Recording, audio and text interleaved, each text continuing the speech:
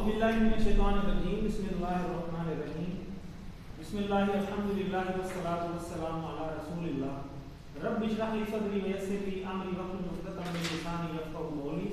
आओ कुरान समझें आसान तरीके से। हिस्सा अव्वल नमाज के जरिए lesson number 11 part A grammar Quran part में आप सबको खुशामदीद। अस्सलामु अलैकुम रहमतुल्लाहि व बरकातुहू। तो लेसन जो है वो साथ साथ करते रहे सब ये तो लेसन जो है वो साथ साथ करते रहें, तो ताकि जो है आप करीब पहुंच गए ना मिड के, तो ये बड़ा ज़रूरी है। बार बार बता रहे हैं, बार बार बताने का मकसद यही है कि हम नहीं चाहते कि आपके नंबर ख़राब हों। हम तो सारे चाहते हैं कि आप एक्सीलेंस सर्टिफिकेट पर रहें 90% प्लस पे। तो 90 प्लस लेने के लिए तो एक एक नंबर बड़ा ज़रूरी है। तो एक दो नंबर की वजह से भी लोग कई दफ़ा रह जाते हैं 88%, 89%, वो फिर रिपीट करना पड़ जाता है। कोई ना कोई क्विज़ आपको मिड या फाइनल दोबारा देना पड़ जाता है। वो दोबारा के चक्कर में शैतान फंसा लेता है, फिर दिल नहीं करता। तो बेहतर है कि सारी क्लास के साथ एक दफ़ा ही जो रेला गुजर रहा है ना, उसके साथ ही हम अच्छे तरीके से इसको कंप्लीट करेंगे। तो खैरुकुम मन तअल्लमल कुरान व अल्लमहू, कम अज़ कम अगले पोर्शन को भी करने वाले बन जाएंगे इंशाअल्लाह। तो पिछले इसबाक से कुछ सवालात देख लेते हैं। अद्दाल्लीन, अलिफ लाम लगा हुआ है, इसम है और जमा है या सिंगुलर है? जमा है। या नून लगा हुआ है। मुज़क्कर है मुअन्नस है? मुज़क्कर है, ठीक है। दालीन या नून लगा हुआ है। गैरिल मग़दूबी अलैहिम वलद्दालीन, उसमें भी आता है ये, ठीक है। गुमराह जो हैं, भटके हुए जो हैं, ठीक है, उनके बारे में बात हो रही है। अल फलाह, कामयाबी। आतिना, इशारा इसका अपनी तरफ, दे हमें दे, ठीक है। रब्बना आतिना फिद दुनिया, उसमें हमने कल पढ़ा था। आज के लेसन के अंदर हम अब सूरतें हमारी छोटी छोटी शुरू हो जाएंगी। सूरह अल इखलास जो है वो हम स्टार्ट करेंगे आज से, और आज ये ख़त्म हो जाएगी। और इसी तरह फ़ेल मादी जो है वो भी आज कंप्लीट हो जाएगा, ख़त्म हो जाएगा। और नुकाते तालीम और शौक़ की भी एक बात हर लेसन में आती है, आज भी एक होगी। और आज के लेसन में 16 नए अल्फाज जो हैं वो हम सीखेंगे इंशाअल्लाह, जो कि कुरान मजीद में तकरीबन 2000 बार आए हुए हैं अल्हम्दुलिल्लाह। तो कितनी बड़ी बात है कि सिर्फ 16 सीखें और कुरान मजीद के 2000 सीख लें। और वैसे अलग से 2000 करने पड़े तो कितना मुश्किल है, वो एक प्रॉब्लम है। तो अल्लाह ने वैसे ही आसान कर दिए, लक़द यस्सरनल कुरान लिज़्ज़िक्र, तो हमने आसान कर दिया, अलबत्ता यकीनन हमने आसान कर दिया कुरान को ज़िक्र के लिए। अब वो ज़िक्र वो वाला दूसरा वाला ज़िक्र नहीं है, उर्दू वाला जो हम समझते हैं ज़िक्र है। अरबी में ज़िक्र के बहुत सारे मीनिंग है। नसीहत के लिए, नसीहत तब भी होती है जब खुद समझ आए और तभी आप दूसरों को बता सकते हैं। तो दूसरों को नसीहत वही की जाती है जो खुद बंदे को पूरी बात समझ आई हो, और फिर अगले दूसरे को भी हम समझा सकें। और समझने के लिए ये सारा कुछ करना बड़ा इम्पॉर्टेंट है। अल्हम्दुलिल्लाह कुरान मजीद की बैटरी आप देखें 30,000 क्रॉस कर गई है। और अभी हमारा आज अल्हम्दुलिल्लाह कोर्स हाफ हो जाएगा। हाफ कोर्स पे ही आप 31,000 के तकरीबन करीब हो गए। और इस कोर्स में हम इंशाल्लाह 40,000 बैरियर क्रॉस करेंगे। और इंशाल्लाह हमारी पूरी कोशिश होनी चाहिए कि हम इसको पूरा 78,000 तक लेकर जाएँ इंशाल्लाह। 7 होमवर्क, 2 तिलावत के हैं, 2 पढ़ने के हैं, इसी तरह ऑडियो वीडियो का, अपने किसी न किसी दोस्त को इस कोर्स में शामिल करने का, नमाज में मुख्तलिफ़ सूरतों का इह्तमाम करने का। आप मुंतखब हैं, इस बात को मत भूलें, ये बड़ी इम्पॉर्टेंट बात है। ये मुश्किलात और परेशानियाँ आएंगी, और ज़ाहिर है रोज़ आप देखते हैं कि एक जैसा मौसम नहीं होता, एक जैसा दिन नहीं होता। कोई बंदे की शक्ल एक दूसरे से नहीं मिलती, फिंगरप्रिंट नहीं मिलते। अल्लाह की तख्लीक देखें ना कितनी ज़बरदस्त है। जैसे आज अब सर्दी भी है, ठंड भी है, बारिश भी है, तो ये आजमाइशें हैं। अल्लाह ताला ने कुरान मजीद में फरमाया कि तुम्हें हम ज़रूर आजमाएंगे। अब क्लास तक आने के लिए भी ज़ाहिर है बारिश है, एक आजमाइश है। अब ये मोटरसाइकिल पे भी उसामा नूरी गेट से आए हैं रिवीजन के लिए, तो बड़ा दूर है, मैक्सिमम हादी है वो सरगोधे की। तो इसी तरह क्लास लेने के लिए भी बहुत सारी जो है मुश्किलात आती हैं। कभी मेहमान आ गए, कभी अपनी ज़रूरतें भी होती हैं, बारिश भी है, मौसम भी है। गर्मियों में हम गर्मी का रोला डालते हैं, सर्दियों में हम कहते हैं अब ठंड बड़ी हो गई है। तो इंसान राज़ी तो कभी भी नहीं होता। तो इसलिए ये आजमाइशें हैं, इनको आजमाइशों को पार करके ही कुछ मिलता है इंसान को। जब हम कुछ कुर्बानी देते हैं ना अल्लाह के लिए, तो फिर बंदे को फीलिंग्स आती हैं कि यार मैं इतनी चीज़ कुर्बान करके हूँ। वाकई आप बंदे को अंदर से फीलिंग आ रही होती हैं कि कुछ है। तो उस चीज़ को अचीव करने के लिए ये बात आपको बड़ी अंडरस्टैंडेबल है, और इसको अपने जहन में रखें कि आप मुंतखब हैं, अल्लाह ने आपको इंतखाब किया है। इस चीज़ के लिए। तो इस चीज़ को समझने के लिए अब आपने बहुत सारी कुर्बानियाँ भी देनी है। वो कुर्बानियाँ दे के आप यहाँ तक पहुँचते हैं ज़ाहिर है क्लास तक, और आगे इंशाल्लाह आप इसको सिखाने वाले भी इंशाल्लाह बनेंगे। और अल्लाह से दुआ मांगते रहें, रब्बी ज़िदनी इल्मा, ए अल्लाह कुरान की क्लास में कुरान को सीखने में हमारी मदद फरमाइए। सूरह अल-इखलास आज हम शुरू कर रहे हैं। इसका बेसिक सा हम इंट्रोडक्शन देख लेते हैं। इब्तदाई मक्की सूरत है ये, इब्तदाई स्टार्टिंग दौर जो मक्का का स्टार्टिंग दौर था, और बहुत छोटी मगर बड़ी ही अहम सूरत है। पूरा इंट्रोडक्शन इसमें अल्लाह ताला ने अपना करवाया कि मैं क्या हूँ। नमाज में इसको सिर्फ इस नीयत से नहीं पढ़ना कि ये सिर्फ जी छोटी सूरत है, बल्कि इसकी अहमियत को भी सामने रखते हुए हमने पढ़ना है। इसकी अहमियत क्या है वो जब हम इंशाल्लाह इसको पढ़ेंगे तो अहमियत भी इसकी सामने आ जाएगी। इखलास नाम है, यानी जो कोई समझ कर पढ़े और इस पर ईमान लाए तो अकीदा खालिस हो जाता है। लोगों के सवाल के जवाब में आप सल्लल्लाहु अलैहि वसल्लम किस माबूद की इबादत की तरफ बुलाते हैं, ये जवाब था अल्लाह ताला की तरफ से। ये सूरत 1/3 कुरान के बराबर है, ये अकेली सूरत 1/3 10 सपारे। हज़रत अबू दरदा रज़ियल्लाहु ताला अन्हु बयान करते हैं कि नबी पाक सल्लल्लाहु अलैहि वसल्लम ने फरमाया, क्या तुम में से कोई भी एक रात में कुरान का तीसरा हिस्सा पढ़ने से आजिज़ है? तो सहाबा कराम रज़ियल्लाहु ताला अन्हुम देखे ना, उनके सवाल भी ज़बरदस्त होते थे हमारी आसानी के लिए। उन्होंने पूछा कि कुरान का तीसरा हिस्सा कैसे पढ़ा जाएगा एक रात में 10 सपारे, तो बड़ा मुश्किल काम है। तो आप सल्लल्लाहु अलैहि वसल्लम ने आगे से फरमाया कि कुल हुवल्लाहु अहद यानी सूरह अल-इखलास कुरान के तीसरे हिस्से के बराबर है, कि अगर आप सिर्फ ये पढ़ लें इसका मतलब है आपने रात को 10 सपारे पढ़े हैं, और अगर आप 3 दफ़ा पढ़ लें तो पूरा कुरान मजीद के बराबर आपको सवाब मिलता है। तो हम वो सवाबी मुसलमान हैं ना पाकिस्तानी जो हैं, वो एक लतीफ़ा भी याद आ गया। लतीफ़ा क्या बल्कि हकीकत है। वो किसी हाफ़िज़ साहब ने बताया कि जो है ना, हम जब वो हमारे पाकिस्तान में है ना कि जब कोई फौतगी हो जाए तो हमने बाहर से बंदे बुला के जो है वो उनके लिए कुरान मजीद जो है वो हमने वक्फ़ करने होते हैं। आज जी 50 कुरान पढ़ लिए और इतने पढ़ लिए। तो वो मौलवी साहब बताते हैं अगर तो हमें कोई सही पैसे नज़र आ रहे हो तो फिर तो हम वाकई पढ़ लेते हैं, नहीं तो हम ये वाला फार्मूला लगा के जो है 10-12 पढ़ आते हैं कि जी 12 कुरान मजीद जो है वो हमने हलवा खाया और बाहर आ गए। तो ये हकीकत पे मबनी मैं आपको बात बता रहा हूँ। तो हालांकि ऐसे है, होता नहीं है। जो आपकी अपनी औलाद है वो अगर काम करेगी बाद में नेक, तो वो सदका जारिया के अंदर काउंट होगा। कोई इल्म ऐसा आपने फ़ायदा मंद सिखा दिया है बाद में आपके मरने के बाद, अगर वो जारी है, जैसे दीन का इल्म है, ये क्लास ही है, तो ये अगर कंटिन्यू रहता है तो ये चीज़ भी आपके लिए सवाब का बायस बनेगी। तो सदका जारिया जो अपने अमाल हैं तो यही काम आते हैं। बाकी इस तरह तो पैसा लगा के जो है वो कोई भी जो है वो जनाब रोज़ के 100 कुरान ख़रीद लिए और ये वो हमारे घर एक काम वाली आती है, तो उसका पता नहीं कौन फोत हुआ, तो हमें कहती कि ना तुसी सानू जड़ा ना मैं तुहाडे तो नाराज़ हाँ।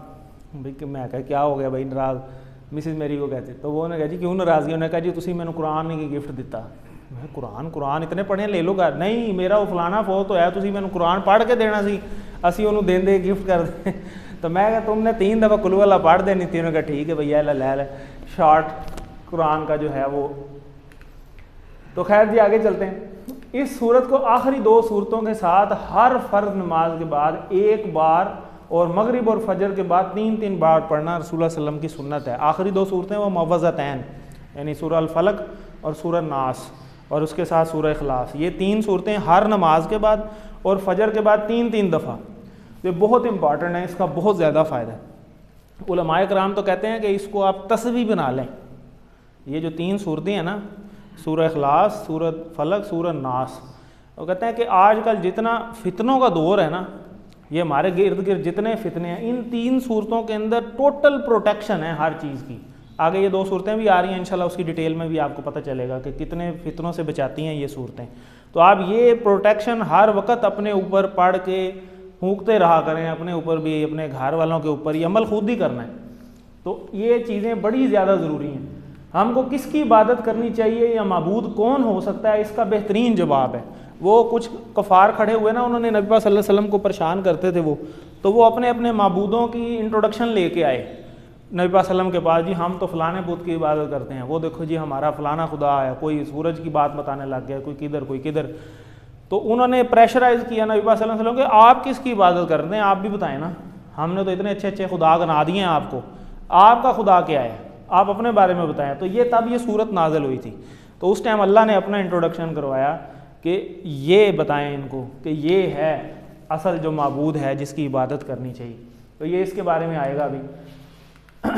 तौहीद का तसव्वुर पेश करने के लिए बेहतरीन मुख्तसर सूरत सूरह इखलास, ये तौहीद ही है सारी, हमारा जो अकीदा है बेसिकली। तो ये सूरह आ गई, तो इसकी हम थोड़ी सी तिलावत देख लेते हैं। तो जो अल्फाज रिपीट हों, क्योंकि 30,000 अल्फाज ऑलरेडी हम देख चुके हैं, उन पर गौर कीजिए, पहचानने की कोशिश कीजिए इशारों के ज़रिए कि ये हम पढ़ चुके हैं पहले कहीं या नहीं। आऊज़ु बिल्लाहि मिनश शैतानिर रजीम।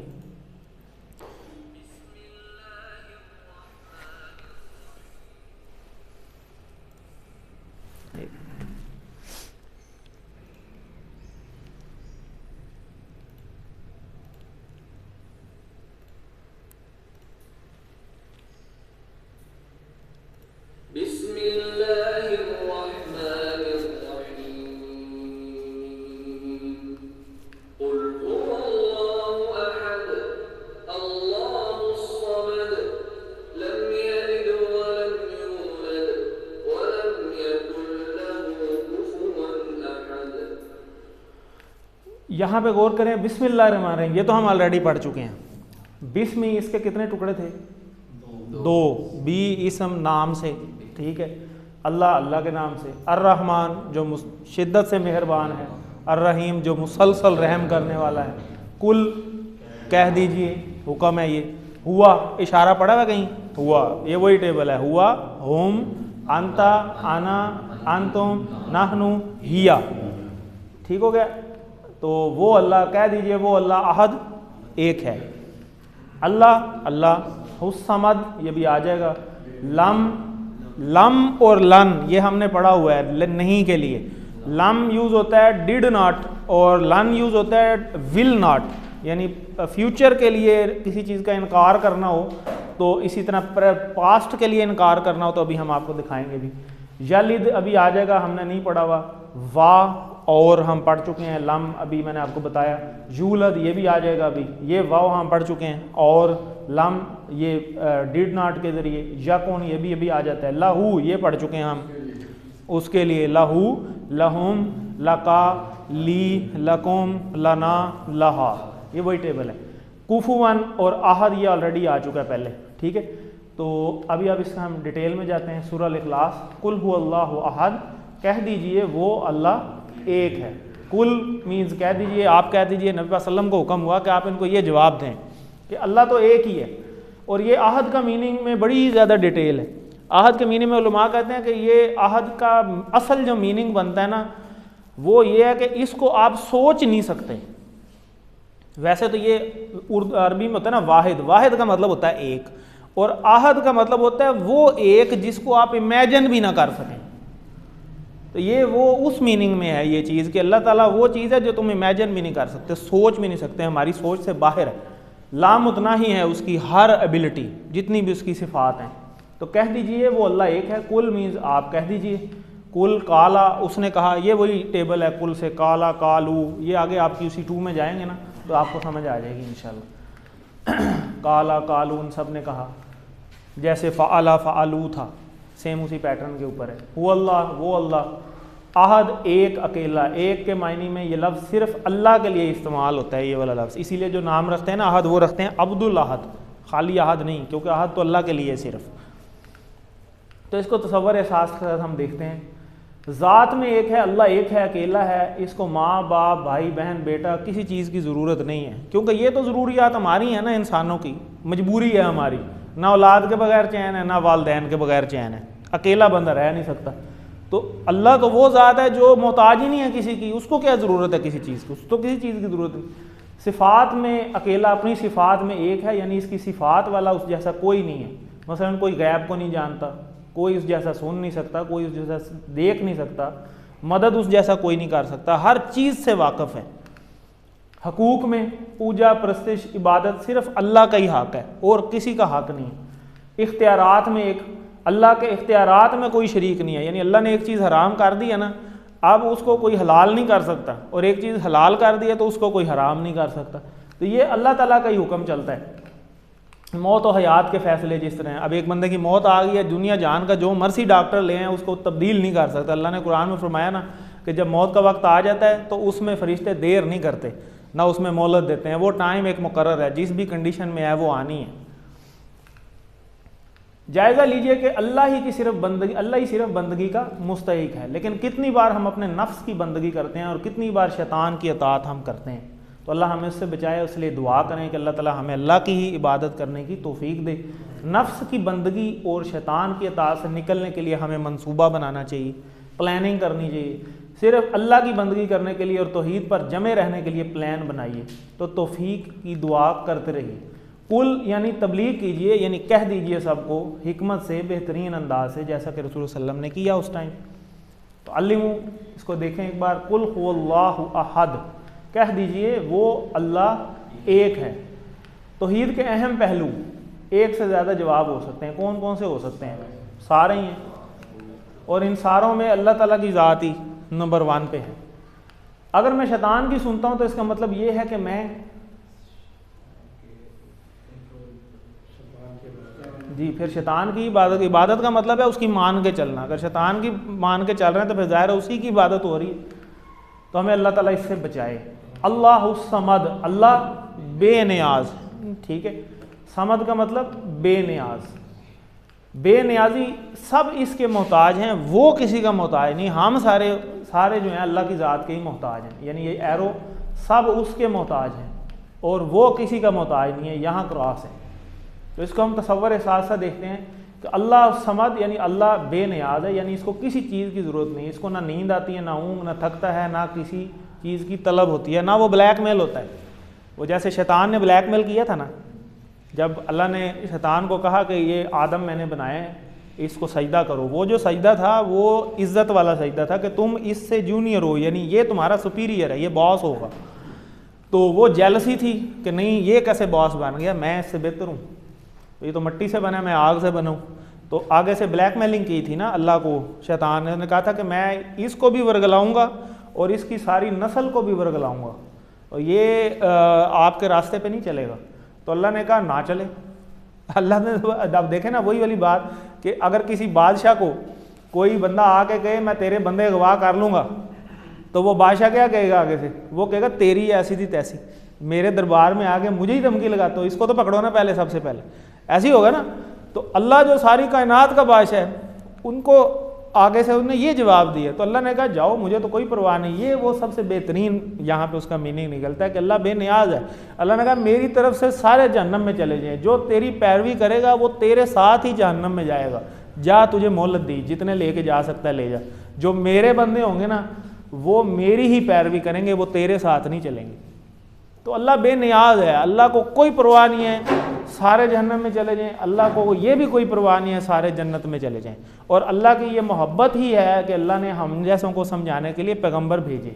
अगर वो ना भेजते तो हम तक क्या पैगाम पहुंचता? कोई नहीं, हम तो अंधेरों में भटक रहे होते। और अल्लाह ने एक निज़ाम चलाया हुआ दुनिया में, दीन के मुख्तलिफ लोग मुख्तलिफ दीन की एक्टिविटीज़ कर रहे हैं, और उनके ज़रिए भी हमें याद दहानी होती रहती है। बेसिकली वो अल्लाह का मैसेज ही है जो हम तक पहुँच रहा है। तो अल्लाह ताला हमें जो है वो अमल की तौफीक दे, आमीन। तो तसव्वुर कीजिए कि इस वक्त अल्लाह ताला करोड़ों इंसानों और बेशुमार मखलूक़ात की ज़रूरियात को पूरा कर रहा है। बेशक कितने लोग हैं दुनिया में, 8-9 अरब आबादी हो गई है दुनिया की, सिर्फ इंसान। तो इसी तरह आप चरिंद परिंद हैवानात वो तो गिन ही नहीं सकते। 70% तो दुनिया का पानी है, और पानी की मखलूक अभी तक पूरी डिस्कवर नहीं हुई कि अंदर पता नहीं क्या जहान है। और इंसान के अंदर एक पूरा जहान चल रहा है। एटम तक देखें कि वो कैसे एटम मूव करता है, और एटम के अंदर भी न्यूक्लियस, और न्यूक्लियस के अंदर भी पता नहीं पूरा एक जहान है। तो समझ से बाहर है कि क्या अल्लाह ताला ने तख्लीक कर दिया, और ये अल्लाह ही समझ सकते हैं। तो यही वो मीनिंग है अहद, कि हम उसको नहीं पहुँच सकते, उस चीज़ को हमारे जहनों में ही नहीं है, लिमिटेड है। हमारा जो सॉफ्टवेयर है ना वो लिमिटेड जहाँ पे लाया गया। जैसे एक मशीन होती है ना, वो मार्केट में लाने से पहले उसका एक प्रोटोटाइप भेजा जाता है टेस्टिंग के लिए। तो असल जो इसका वर्जन आना है ना, वो वर्जन जाके जन्नत में अल्लाह ने खोलना है, जो फुल वर्जन है। उसमें ना हमें ज़ुकाम लगेगा सर्दी की वजह से, ठीक है, ना खांसी आनी है, ना रेशा बनना है, ना पेशाब पखाना होना है, ये सारी चीज़ें ख़त्म हो जानी। आँख जो है ना ये हमारी ये झपकती है थकावट की वजह से। ये ऑटोमेटिक अल्लाह ने निज़ाम बनाया हुआ है कि वो जो एक लेयर बनती है आँख के ऊपर पानी की, तो वो नमी रहती है बरकरार, और जब वो नमी ख़त्म होने लगती है ना, साथ ही हमारी आँख ऑटोमेटिक बंद होकर फिर उसकी लेयर दोबारा बना के वो पीछे जाती है। तो ये लेयर जो बनती है ना, इसकी भी ज़रूरत नहीं रहेगी। आँख जो है वो झपकेगी भी नहीं जन्नत में, क्योंकि आँख थकेगी ही नहीं, नींद नहीं आएगी, क्योंकि नींद थकावट की वजह से आती है। मज़ा लेने के लिए कोई सोएगा तो सोएगा। ये जो असल वर्जन हमारा आना है ना, जो अल्लाह ने कहा ये मैंने मशरफुल मखलूक़ात बनाया है, ये अल्लाह ने वहाँ अपलोड करना है। यहाँ तो दुनिया का जो ज़हीन तरीन इंसान है वो अपना दिमाग 23% अभी तक यूज़ कर सका है, इससे ज़्यादा तो यूज़ ही नहीं किया आज तक किसी ने। इसका मतलब है कि 77% जो है वो अभी तक यूज़ ही नहीं हुआ। तो वो जो, और कितनी तरक्की कर लिया हम कहते हैं इंसान ने, वो कहाँ मार्स तक पहुँच गए और पता नहीं और क्या क्या, रोबोटिक्स, AI, आर्टिफिशियल इंटेलिजेंस, क्या कुछ नहीं हो रहा। तो अभी भी 23% पे हैं। तो जब अल्लाह 100% खोल देगा दिमाग, वो वहाँ खुलना है। ये अभी प्रोटोटाइप है, इसी को हरफ़े आखिर नहीं हमने समझना। तो ये भी दुआ कर सकते हैं, ऐ अल्लाह तू मेरी ज़रूरतों को पूरा करता रहा है, आगे भी ऐ अल्लाह तू नहीं करनी है। ऐ अल्लाह मुझे तू सिर्फ अपना मोहताज बना, किसी का मोहताज ना बना। आमीन। अस्समद का मतलब बेनियाज। लम यलिद वलम यूलद, ना इसने किसी को जना और ना वो जना गया है। लम डिड नॉट, जैसे मैंने अभी बताया, और लन विल नॉट, ये पास्ट की निगेशन में आता है और ये फ्यूचर की निगेशन में आता है, नहीं। और इसी तरह ला जो है वो नहीं में आता है। इसी तरह माँ भी यूज़ होता है, वो भी नहीं में आता है, जैसे हमने माँ खाला का पढ़ा था कल। लम यलिद, नहीं जना इसने, यानी पहले की बात हो रही है, उसने पहले किसी को जना भी नहीं है और वो खुद भी जना नहीं गया, पुरानी बात हो रही है। जैसे हम यलिद को याद रख सकते हैं, वालिद, वालदा, वालदैन, औलाद, विलादत, मिलाद, ये बहुत सारे अल्फाज हैं, हमारे उर्दू में इस्तेमाल होते हैं इसके मीनिंग को याद रखने के लिए। विलादत के मायने में। वालम यूलद, वो ना ही वो जना गया। यलिद ये एक्टिव वाइज में आ जाता है, यूलिद वो पैसिव वाइज में आ जाता है, वो जना गया, एक्टिव वाइज पैसिव वाइज। तो इसको तसव्वुर एहसास के साथ हम देखते हैं कि ना ही इसकी कोई औलाद है, ना वो किसी की औलाद है। जैसे मुख्तलिफ डिपेंडेंसीज़ हैं हमारी अपनी एज आ इंसान, जैसे मैंने अभी थोड़ी देर पहले बताया कि हमारी ज़रूरियात ज़िंदगी में अल्लाह ने ये बना दी है कि एक टाइम आता है कि आपको शादी करनी पड़ती है, फिर आपकी ज़रूरत बन जाती है कि जी औलाद भी हो। तो कितने ऐसे दुनिया में लोग हैं जिनकी औलाद नहीं है और वो कितने परेशान हैं। इसी तरह उससे पहली लाइफ है, इसी तरह वालदैन की कितनी ज़रूरत अल्लाह ताला ने बनाई है। तो ये सारी डिपेंडेंसीज़ इंसान की हैं, लेकिन अल्लाह की कोई नहीं है, ना अल्लाह को इन चीज़ों की ज़रूरत है, अल्लाह इन चीज़ों से पाक है। इस आयत को पढ़ते हुए इस पैगाम को 150 करोड़ ईसाइयों तक पहुंचाने की जिम्मेदारी को हमें महसूस करना चाहिए, जो ये अकीदा बना के बैठे हुए हैं कि नाउज़ुबिल्लाह जो है वो हज़रत ईसा अलैहिस्सलाम को उन्होंने अल्लाह का बेटा बनाया हुआ, और फरिश्तों को कहते थे कि जी ये अल्लाह की बेटी हैं। तो कितनी सख्त आयत इस पर नाजिल हुई है कि अगर इस तरह अल्लाह चाहता तो इन बातों को सुन के ना फ़ौरन हर चीज़ रेज़ा रेज़ा हो जाती है। कितना बड़ा इल्ज़ाम उन्होंने अल्लाह पे लगाया। तो बड़ी सख्त आयत इस पे जो है वो नाजिल हुई है, और हज़रत ईसा अलैहिस्सलाम के बारे में भी नाजिल हुई है। यानी वह ना अल्लाह ताला बेनियाज, अल्लाह को कोई परवाह नहीं। अल्लाह ताला ने कहा हज़रत ईसा अगर तुम भी इनको फॉलो करोगे तो हम तुम्हें भी जन्नत में भेज देंगे। कितनी सख्त आयत है, अल्लाह के नबी हैं हज़रत ईसा अलैहिस्सलाम, तो उन पर ही लगाया था ना इल्ज़ाम हज़रत मरियम के साथ। तो अल्लाह ताला ने कभी किसी का नाम लेके किसी औरत की बात नहीं की। इस कोर्स में भी आप देखें ना, औरत वाले जो इशारे हैं वो सिर्फ एक है और इधर 6 हैं। तो ये उसी पैटर्न पे है, कुरान के पैटर्न के ऊपर, कि कुरान में औरतों का जिक्र बहुत कम है। अल्लाह ताला ओवरऑल बात करते हैं, या अय्युहल इंसान, या अय्युहल काफिरून, या अय्युहल मुमिनून।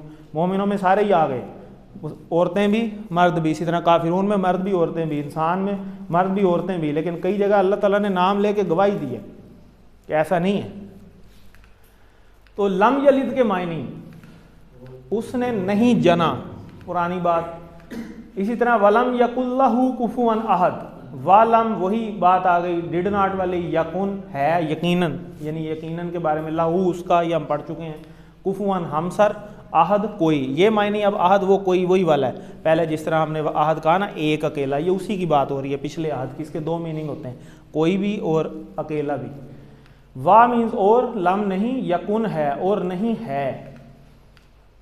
लहू हम पढ़ चुके हैं, लकुम दीनुकुम वलिय दीन, ये ऑलरेडी हम कर चुके हैं टेबल। कुफुवन हमसर, बराबरी। तो जैसे रिश्ता तय करते वक्त कुफू का ख्याल रखा जाता है। कुफू कहते हैं तराजू को। तो लड़की का ख़ानदान, लड़के का ख़ानदान, हम कोशिश करते हैं कि जी तवाज़न में हो। तो कुफू से हम याद रख सकते हैं कुफुवन, तवाज़न। अहद कोई, कुल हु अल्लाहु अहद, यहाँ पे जो अहद का मीनिंग आया वो एक का आया सिर्फ अल्लाह के लिए, और एंड पे जो अहद आया वलम यकुल्लाहु कुफुवन अहद, यहाँ पे मीनिंग आया कोई मनफी मायनों में कि कोई, उसका कोई भी हमसर नहीं है, जो भी ले आओ, जो मर्जी सोच लो, कोई भी उसका बराबर नहीं हो सकता। इसको हम तसव्वुर साथ साथ देख लेते हैं कि दिल में इसकी अजमत ऐसे छाए कि कोई भी दूर दूर तक नज़र ही ना आए, ना ज़ात में, ना सिफ़ात में, ना हकूक़ में, ना अख्तियारात में। क्या मेरे जहन में कोई और भी है जिससे मैं डरता हूँ, किसी और से उम्मीद रखता हूँ, किसी और को ताकतवर समझता हूँ? तो दुआ करनी चाहिए, ए अल्लाह तू ही मेरे लिए काफ़ी हो जा, यानी मेरी हिफाजत कर और मेरी ज़रूरतों को पूरा कर दे, आमीन। मोहब्बत से बार बार पढ़िए, ये बड़ी इंपॉर्टेंट एक हदीस है, कितनी देखें ज़बरदस्त बात, कि एक सहाबी नमाज की हर रकत में सूरह अल-इखलास ही पढ़ते थे, फिर कोई और सूरत। तो रसूलुल्लाह सल्लल्लाहु अलैहि वसल्लम ने इनसे सवाल किया कि वो ऐसा क्यों करते हैं, तो उन्होंने कहा मुझे इस सूरत से बड़ी मोहब्बत है। रसूलुल्लाह सल्लल्लाहु अलैहि वसल्लम ने फरमाया कि इस सूरत से तुम्हारी मोहब्बत ने तुम्हें जन्नत में दाखिल कर दिया, एक सूरत में। तो पूरा कुरान से जो मोहब्बत करेगा, पूरे कुरान से जो दिल लगाएगा, तो यही तो जाना है कब्र में साथ, सारे छोड़ के वापस आ जाएंगे। और जब कब्र में बंदा पहुंचेगा ना, तो एक इंसानी शक्ल के अंदर अपने साथ किसी को पाएगा जो कुरान से दिल लगाया होगा, तो वो सारे चले जाएंगे, परेशान होगा, उसका माल भी चला जाएगा, उसके रिश्तेदार भी चले जाएंगे, उसके ओहदे भी पीछे चले जाएंगे, आखिरी सब ने वापस आ जाना है। तो ये बंदे को जब देखेगा ना अंदर, तो ये क्वेश्चन करेगा, बंदा क्वेश्चन करेगा कि सारे तो चले गए, तुम कौन हो? तो ये बताएगा फिर कि मैं वही कुरान हूँ जिसे तुम पढ़ते थे।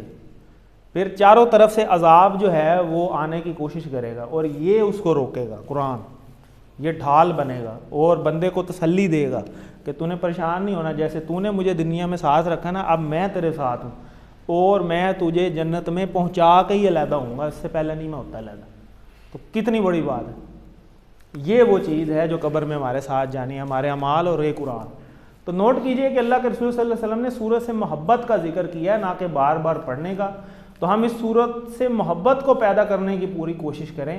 ये मोहब्बत किस तरह आएगी, कुछ मशवरे हैं यहाँ पे, कि जिस तरह एक छोटी सी एग्जांपल यहाँ बयान की है कि अगर किसी शख्स से आप पहली बार मिलें, तारुफ हो, अगर इसके रिश्तेदार कोई वज़ीर, मशहूर खिलाड़ी, बड़ा ऑफिसर वगैरह वगैरह कोई हो, तो हमारी कोशिश होती है कि हम भी ज़रा इससे जो है ना वो थोड़ी सी सलाम अलैकुम शुरू कर दें, कि चलो इसके बड़े वाकफ़ हैं, इसके साथ हम निभाएंगे तो हो सकता है ये हमारे जो है वो इनडायरेक्ट रिलेशनशिप कोई जो है वो बना दे। तो डायरेक्ट हमें इसी तरीके से अल्लाह जो पूरे कायनात का बादशाह है, तो उससे अगर जिसका ताल्लुक बन जाएगा, तो उसको किसी रेफरेंस की, किसी चीज़ों की, किसी की कोई ज़रूरत रहेगी? उसको किसी चीज़ की ज़रूरत नहीं है, क्योंकि हर चीज़ अल्लाह ताला के ही कब्ज़े में है।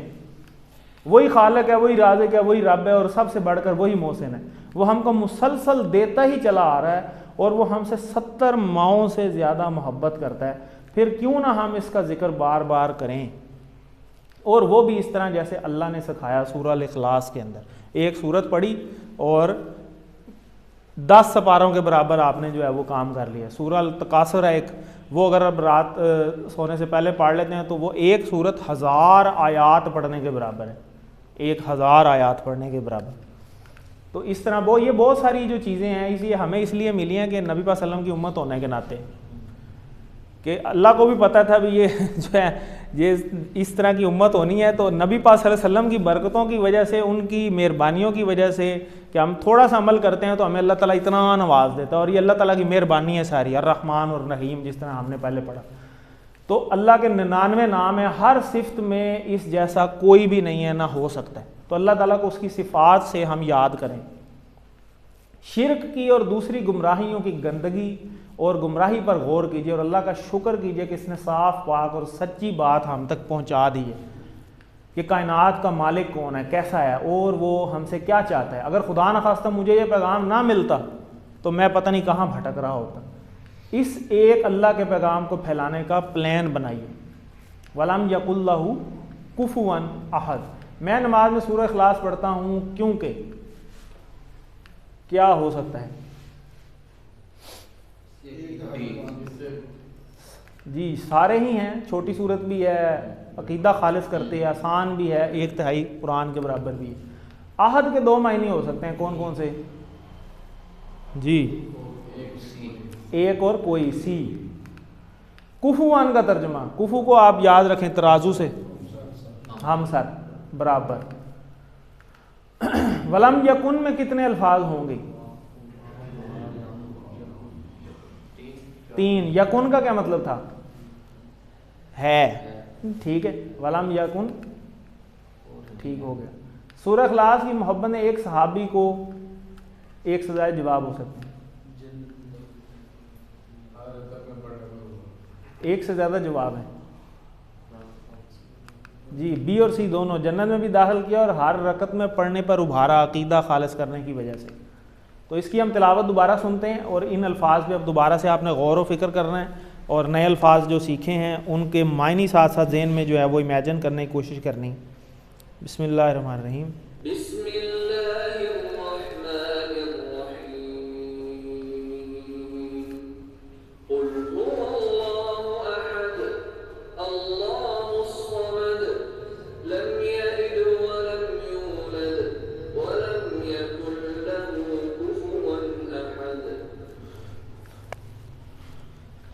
तो ये पार्ट ए कंप्लीट हुआ। अब हम पार्ट बी स्टार्ट करेंगे।